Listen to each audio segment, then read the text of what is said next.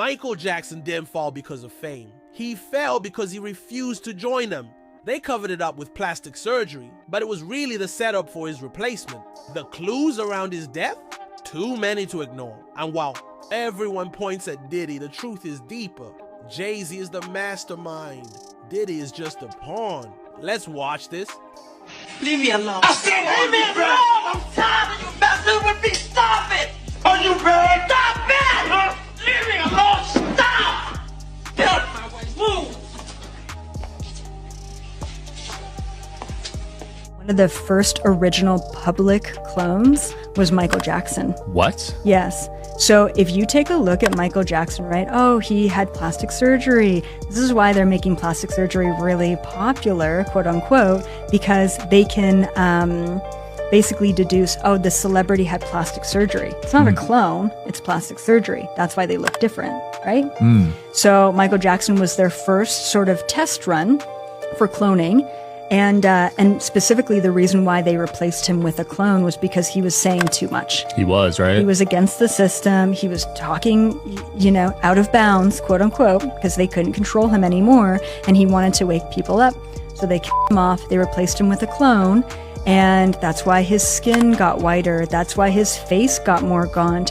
I told you Micheal Jackson might actually be alive. No way. That's right, the truth nobody saw coming. Ever since that suspicious funeral, nothing seems to add up. The clues are disturbing. A closed casket. How could the most famous pop star in the world be buried without anyone seeing his face? And why did the family, who should have been completely devastated, seem so calm? They weren't crying, some were even smiling.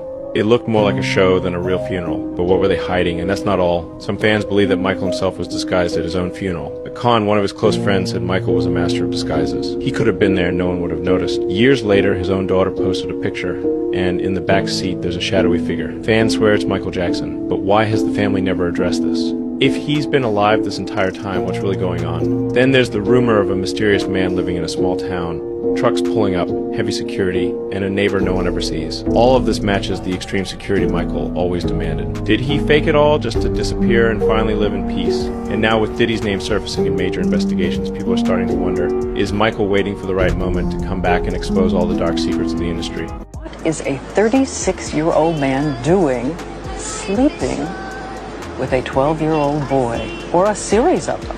Right. Okay, when you say boys, it's not just boys, and I've never invited just boys to come in my room. Come on, that's ridiculous. And that's a ridiculous question. But since people want to hear it, you know, the answer, I'll be happy to answer it. I have never invited anyone into my bed, ever. Children love me, I love them, they follow me, they want to be with me. I could never harm a child or anyone. It's not in my heart, it's not who I am, and it's not what I'm not even interested in that, because there wasn't one piece of information that says I did that. In any way, they turned my room upside down, went through all my books, all my videotapes, all my private things, and they found nothing that can say Micheal Jackson did this. Nothing. But let me ask you to this day, questions. nothing. Still nothing. Let me ask nothing, you nothing. Micheal Jackson's fall from grace and ultimate death have been subjects of intense public scrutiny and speculation for decades. Yet according to a growing wake of alternative theories, his decline was not the tragic byproduct of fame's pressures or the natural consequences of plastic surgery. Instead, it was orchestrated, a deliberate outcome of his refusal to join them, a cryptic phrase pointing to an unseen, powerful system controlling the industry. These theories argue that the visible narrative blaming plastic surgery as the cause of Jackson's change in appearance was a smokescreen hiding a deeper truth. Micheal Jackson was the victim of a covert replacement, possibly through cloning technology designed to silence his dissent and prepare for a controlled replacement. The beginning of the transcript is charged with raw emotion, capturing a tense and personal confrontation. One voice pleads repeatedly, "Leave me alone, stop it. I'm tired of you messing with me," revealing frustration, exhaustion, and a desperate plea for peace. The mention of someone's wife implies personal stakes, perhaps the tumultuous pressures Micheal faced amidst his public battles. Central to this alternative narrative is the belief that Micheal Jackson was among the first public figures to be cloned.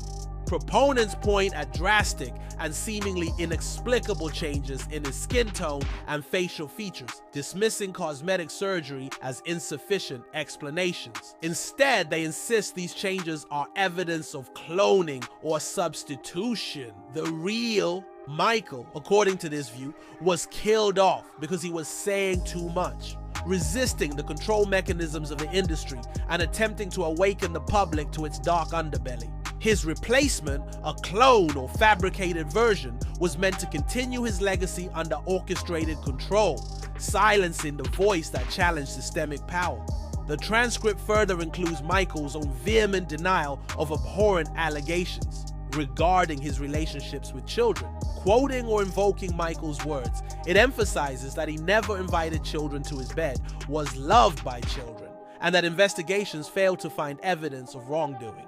This defense serves to humanize the king of pop, painting him as someone incapable of harm and wrongly persecuted, an image that contrasts sharply with the tabloid portrayal that marred much of his later life.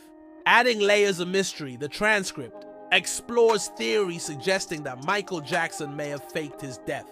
Suspicious details surrounding his funeral have fueled these beliefs. The closed casket sparking speculation on who was buried, family members' calm and even smiling demeanor that some view as incongruous with genuine grief, and reports of the funeral resembling a staged performance. Fans speculate that Micheal might have disguised himself and been present at his own funeral, eluding public view.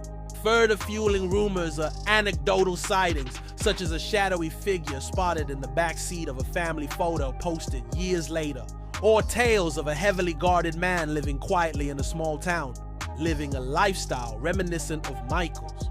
Known habits. The overarching conspiracy suggests Micheal faked his death to escape the overwhelming and oppressive control of the industry, seeking peace away from the manipulative forces and scandals. It imagines that his disappearance was a strategic move, a retreat to regroup and potentially return when the moment is right to expose the industry's darkest secrets. This theory gains new weight as scandals involving other high-profile figures, including Diddy and Jay-Z, emerge. Persons implicated as part of the mechanism suppressing dissent and perpetuating the industry's hidden power dynamics. At the heart of his narrative is a chilling claim. While Diddy is frequently pointed to as a powerful gatekeeper, it is Jay-Z who stands as a true mastermind, controlling the industry strings, positioning others as pawns in a larger scheme. This paints a picture of a hidden hierarchy where legendary figures are maneuvered, replaced, or silenced to maintain a complex system of influence and control. This alternative view reframes Micheal Jackson not as a victim of fame's excesses or personal downfall, but as a courageous figure who fell because he refused to conform, whose apparent personal transformations were part of a systematic replacement, and whose death may have been staged as a calculated exit. The clues surrounding his death, the anomalous funeral, the unshaken family demeanor, the shadowy posthumous sightings, are too compelling to be ignored. As the industry scandals unravel, perhaps the greatest revelation is still to come when Micheal Jackson's legacy transcends myth and exposes the sinister undercurrents behind the scenes of global entertainment. This narrative surrounding Micheal Jackson challenges everything the public has long accepted about the king of pop's life and death. It forces us to reconsider the official accounts and examine the possibility that much of what we were told was deliberately constructed to obscure the truth. The idea that Micheal was one of the first to be cloned, replaced by a controlled entity, raises profound questions about the nature of celebrity, identity, and power in a media-saturated world. Moreover, the theory that Micheal fell because he refused to join them resonates with a long history of artists who suffered consequences for opposing the entrenched industry powers. It suggests that his refusal to conform to the system, to stay silent in the face of exploitation and manipulation, made him a target. This version of events interprets his changing appearance not as the natural outcome of cosmetic procedures or health struggles, but as part of a deliberate effort to rewrite his identity, to make him unrecognizable as the man who challenged the status quo. The allegations of child abuse, a dark stain that overshadowed much of Micheal Jackson's career, are addressed here head on. but in a starkly different light. According to the claims within the transcript, Micheal himself vehemently denied such accusations, emphasizing his genuine love for children and the lack of evidence from investigations. This defense stands in contrast to sensationalist media portrayals and received legal narratives, positioning Micheal as a misunderstood figure ensnared by conspiracy and public hysteria. The mysterious circumstances of his death further deepen the intrigue. The closed casket at his funeral, a break from the norm in celebrity funerals, raises suspicion. Family members seemingly tranquil or even smile in demeanor rather than open mourning has been noted as unusual, sparking speculation about their true feelings or knowledge. The suggestion that the funeral was a performance adds another layer, implying the entire event was staged to maintain an illusion, to mislead the public and allow Micheal's disappearance from the public eye. Fans and conspiracy theorists have pointed to later sightings and cryptic signals as proof that Micheal may still be alive, living a secretive life away from the spotlight. The photograph posted years later by his daughter, featuring a shadowy figure in the back seat, fuels belief in his survival. Stories of a heavily guarded individual in a quiet town matching Micheal's lifestyle suggest that the king of pop could be living in exile, watching as his legacy continues to unfold from afar. At the center of the wider conspiracy lies a chilling power structure involving prominent industry figures such as P. Diddy and Jay-Z.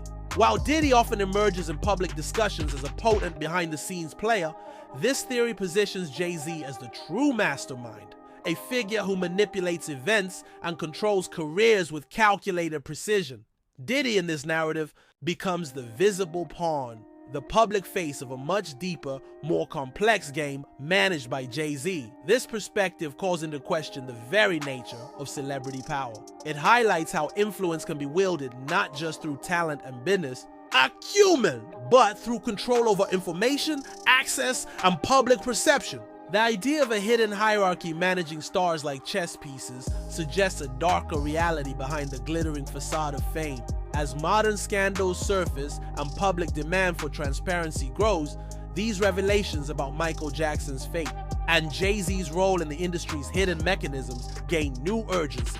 They invite a re-evaluation of how fame, truth, and power intersect, and how much of what we accept is carefully curated or concealed. This narrative also serves as a cautionary tale about the cost of dissent within powerful systems. How challenging the established order can lead to isolation, suppression, or even erasure. Micheal Jackson's story, once framed as a tragic fall from grace, can instead be seen as a heroic struggle against forces that sought to silence him. In the coming years, as more information emerges and as the cultural landscape evolves, it remains to be seen whether these theories will find confirmation or remain in the realm of speculation.